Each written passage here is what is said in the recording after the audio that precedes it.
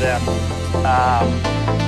And I think one of the lessons that I've learned over time is just how far from the tree does crypto fall? Meaning, like, if Bitcoin is the first mover advantage, the most liquid, the biggest market cap, the one that absorbs all the attention, all the energy, all the capital,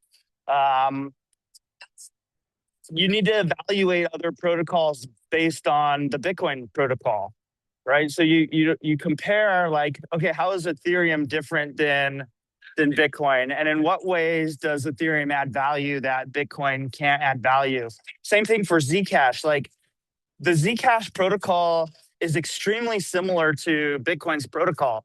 It has absolute finite scarcity of 21 million coins.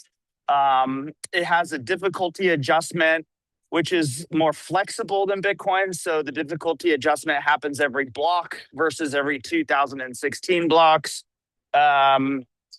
It uses proof of work mining.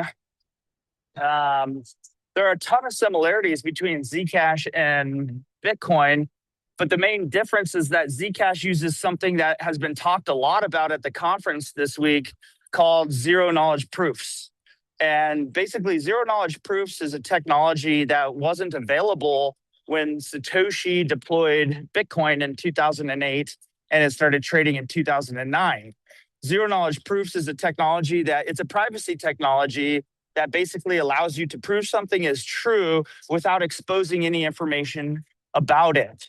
And back when Satoshi developed Bitcoin, what he was solving for was the double spend accounting problem, right? He had to make the blockchain completely transparent in order to make sure that a coin was not spent more than once in a single transaction.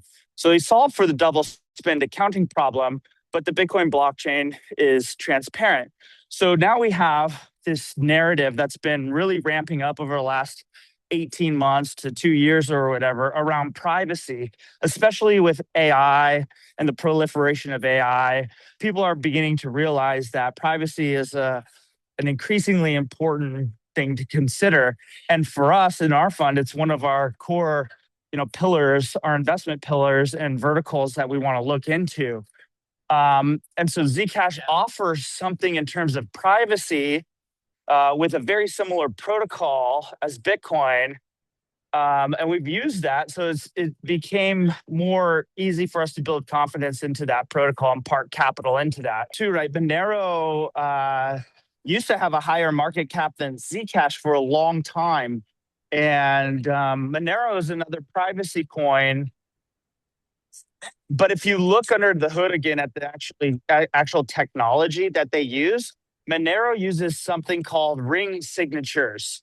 It's the transaction information and makes it hard for people to guess who was associated with the transaction details. It's almost like a mixer, right? It mixes up the transaction details, but there's probabilistic determination that allows people to figure out, like, okay, after so many tries, perhaps you can figure out who made that transaction and how much that transaction was for, versus zero knowledge proofs, which is the technology that Zcash uses, is the absence of information leakage. There is zero information that is leaked from within the shielded pool when you're transacting in Zcash.